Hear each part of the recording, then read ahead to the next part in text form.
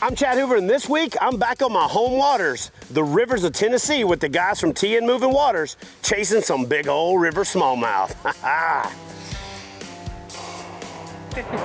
All right, so get your sweat on. We are about to head to the river. Love you too. Oh, we're gonna try. This is Justin. Justin's all the way here from Erie, PA, and he's with FishUSA. It was like I left him hanging.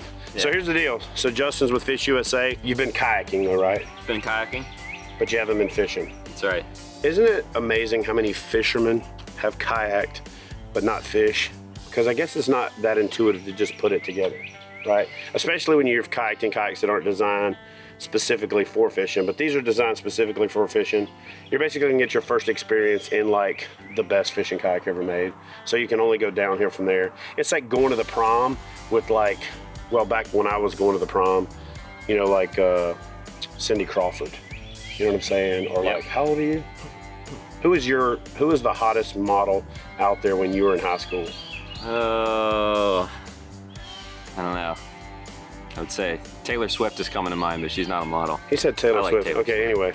So he said she's actually from right here, Henderson. Yeah. So anyway, so we're gonna go out and take him out, and his first kayak fishing experience is gonna be in the Taylor Swift of kayaks. But you're not gonna shake it off. Nah. Don't try not to shake it off, because that would not go with the theme for today. So anyway, we're gonna jump in the truck. We're gonna head to a river that I can't tell you the name of. So what I'm gonna do is set the tone for this before you guys blow me up in the comments, or go ahead and blow me up in the comments now. These rivers are fragile. Too much pressure really will change the game. So as much as it pains me to do it, we're going to River X today. I can't exactly tell you where we're at because it's just how it is. So go ahead and email me the long, hateful emails that say, I can't believe you didn't tell me what river you're on, but they're all on Google Earth. You can find them, or you can book the guys at T and Moving Waters and they'll take you there. I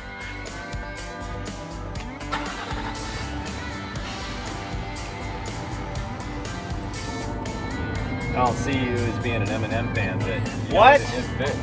It does fit. Yeah, look.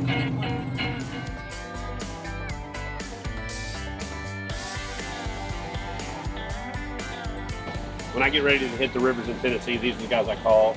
Nick, J.G, and myself have worked out several put-ins and takeouts across the state of Tennessee. Part of it's exploring. Sometimes we're fishing flows that we know. We hadn't been to the creek that we fished on the first day in about a year. And the great thing about these Tennessee creeks is after a couple storms, they're a new creek all over again, so you never really can learn them. Everything's constantly changing, and that's what's exciting about river fishing. All right, cool.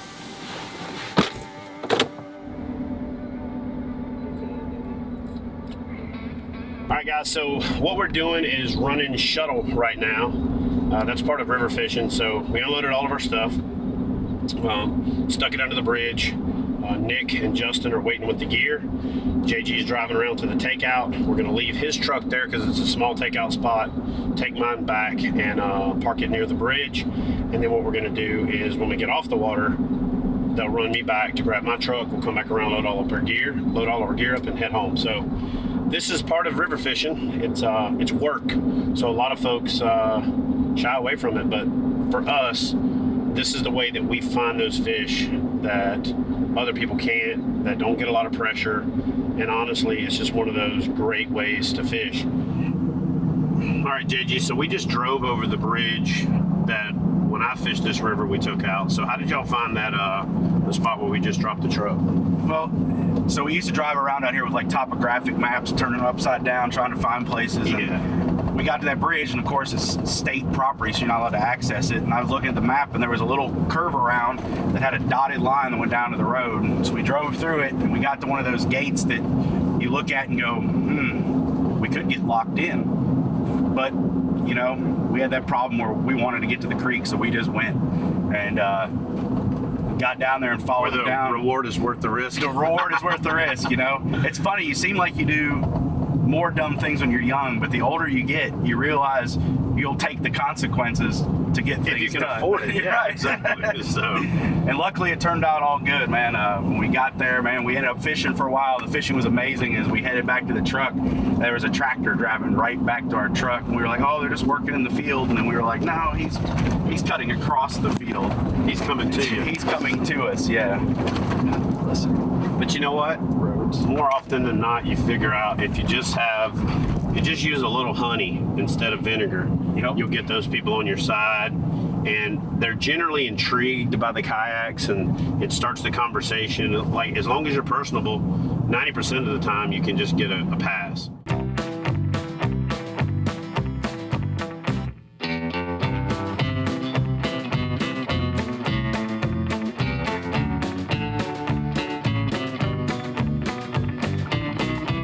So Justin, the lure I'm rigging you up with is a Yamamoto Seiko.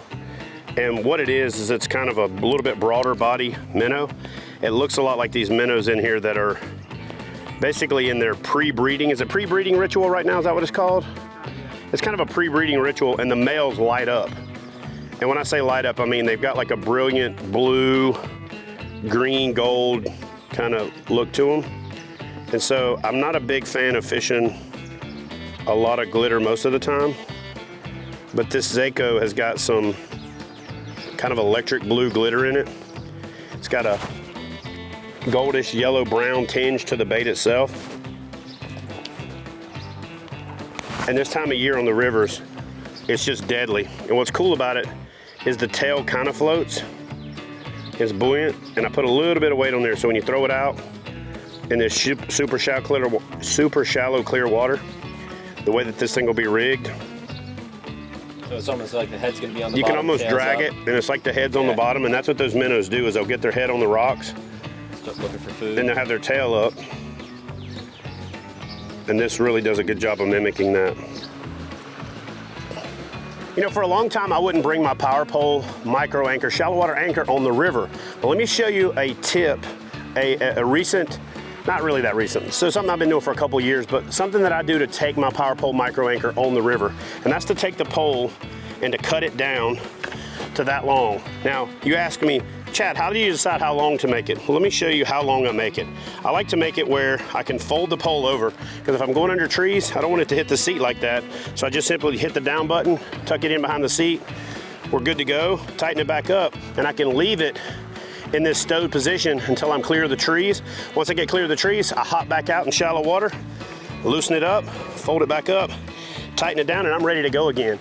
Now, you might think this is overkill for the rivers, but when you're trying to hold below a pool, used in conjunction with my Anchor Wizard, this thing is unreal for holding position in the river, and it's one of the things that I consider my favorite, most effective tool for fishing the river. So take a pole, cut it down to a short pole, and I promise you it'll make a world of difference in boat position management and current.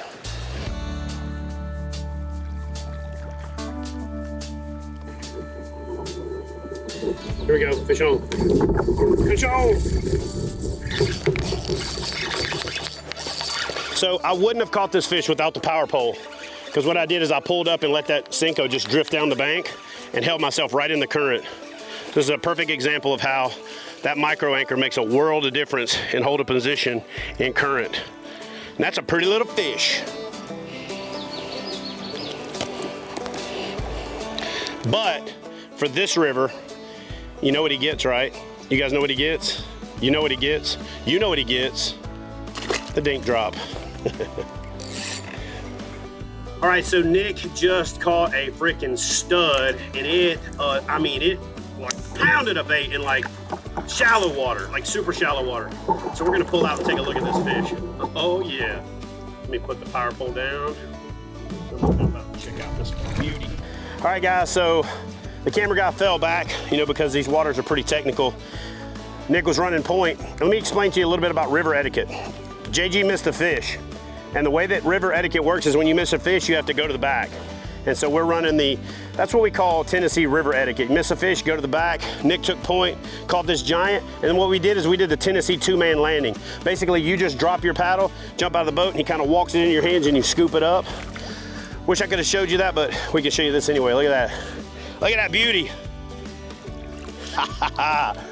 Love it. Ooh, the thing is lit up. And here's the thing, when you do that kind of landing, even if you didn't catch the fish, it gets you jacked up. If you're fishing in a group of 2 or 3 people, everybody in the group gets fired up when one person catches a fish, and that's a beauty, man. So we're gonna get her back in the water because there's another one right around the next corner. Actually, on this river, there's one around every corner. So we're gonna see if we can't bring you 4, 5, 6, 8, 15 more of these today. So, good job, brother.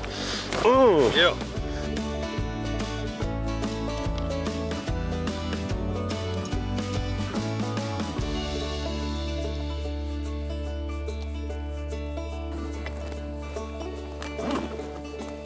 You want a water? That works. Anything works. Thank you.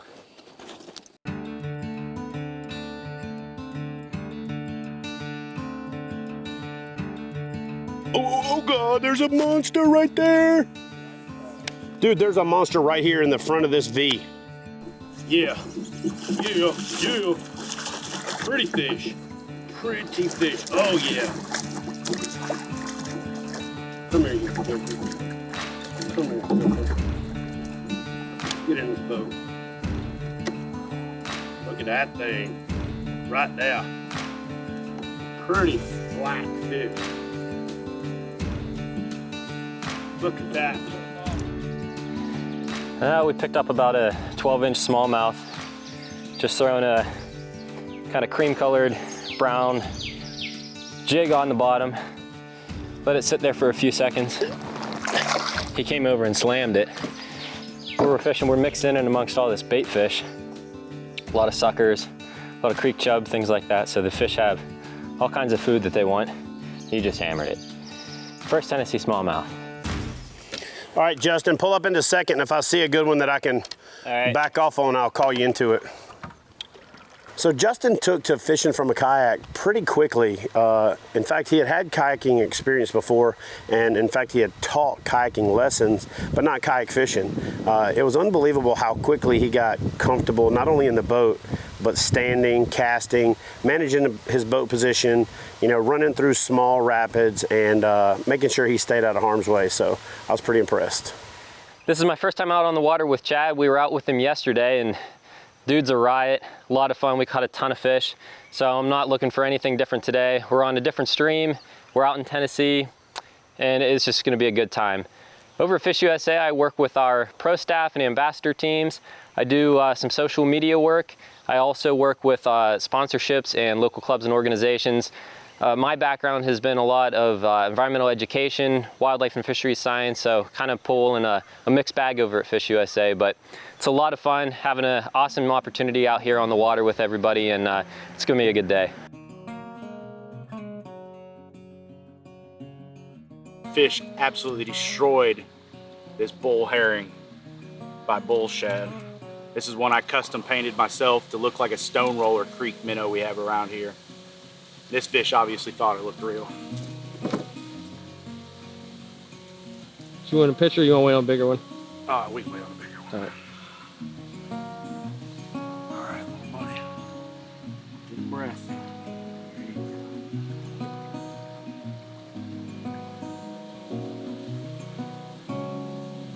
Word. Oh, that was cool.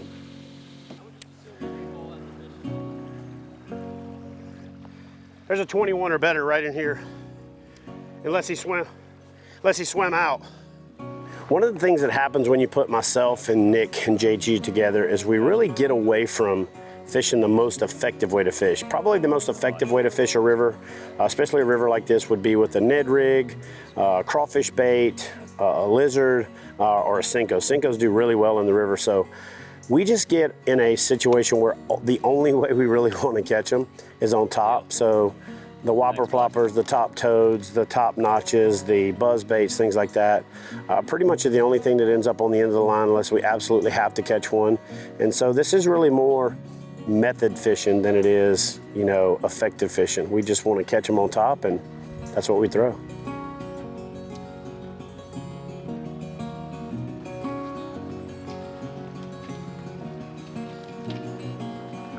Chad, why do you choose FishUSA?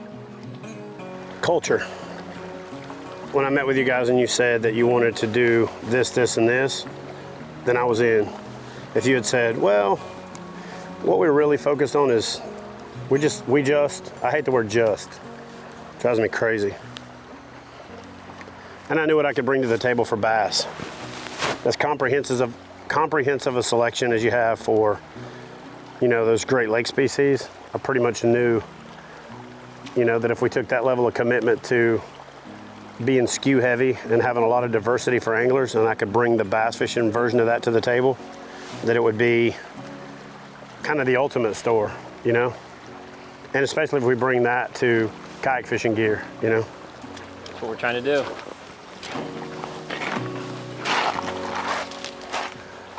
So Nick got another one on the old horny toad out here, bright sun. I wouldn't say there's no clouds in the sky, but the clouds are not cooperating and blocking sun, so it's might as well be not a cloud in the sky. But another pretty smallie on the old horny toad. Choking it.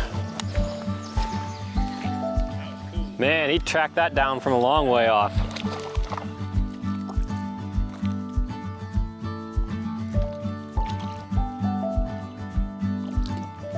Another little guy, 10 inches or so. Man, he flew out from underneath the bank and just slammed that frog. Get it back in.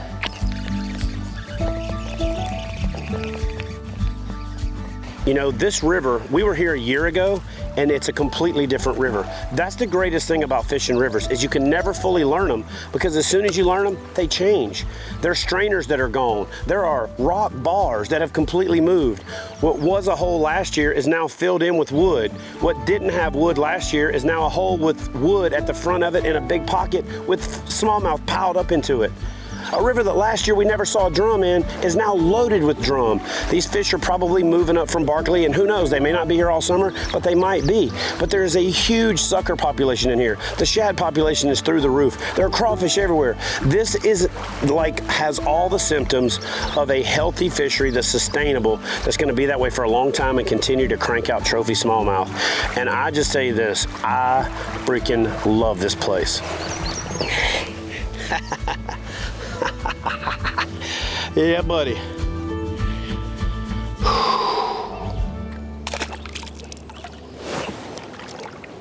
If you're looking to do something out of the ordinary, not your normal everyday fishing trip, we're your guide service. We take people to remote places, to incredible fishing destinations, and we try and give people the experience of a life. We want some people to have memories they're going to remember forever. We specialize in 4 different species of fish, smallmouth bass being one. Like this one?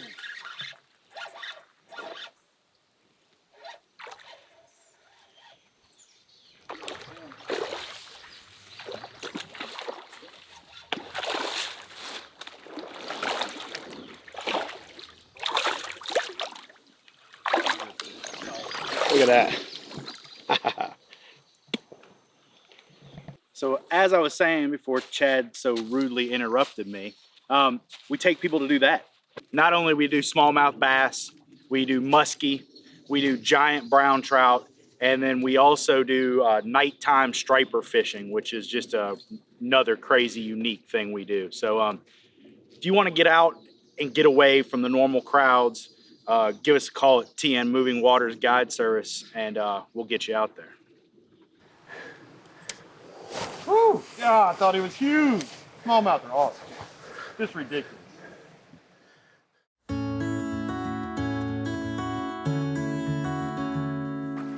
When I was facing retirement in the Navy, I had done several years of research to decide where in the world am I going to put down roots. And in that research, several things came into play. One of those things was I wanted access to great rivers. The other thing that came into play is I wanted to be centrally located to where I could go anywhere for what I do. And, you know, there was nothing close, nothing even in the ballpark that was close to having everything that I need, like the state of Tennessee. If you're in West Tennessee like we are now, you've got beautiful rivers, you've got lots of great lakes, there's even a few trophy managed lakes. When you move back to Middle Tennessee, you've got great fishing, a couple of smaller rivers there. And then when you start moving towards East Tennessee, you got some of the best moving water in the country, some of the best smallmouth fishing, and literally probably one of the best sleeper fisheries for muskie anywhere around. Trophy striper, trophy brown trout. It's the northern range of all the southern species, and it's the southern range of most of your northern species. So it's just one of those places that when I started doing the research, it wasn't a matter of deciding where I was gonna go. It was just waiting until the retirement date so I could get there, because it was like a kid waiting for Christmas. So I didn't come to Tennessee to retire and die. I came here to start living. All right, guys, we are done for the day. We got a good little ways to make it to the takeout. We got a shuttle to run, and then we got about a 45-minute drive back to the casa. And then this guy and this guy and that guy, not that guy, because JG's got a JOB, so he's got to go do that tomorrow. But the three of us are going to go hit another river in Tennessee. And honestly, we ain't even decided yet. So we're going to figure that out tonight by checking flow, by checking aerial photography, by checking weather, all that good stuff. And we'll see y'all in just a minute for more kayak bass fishing action.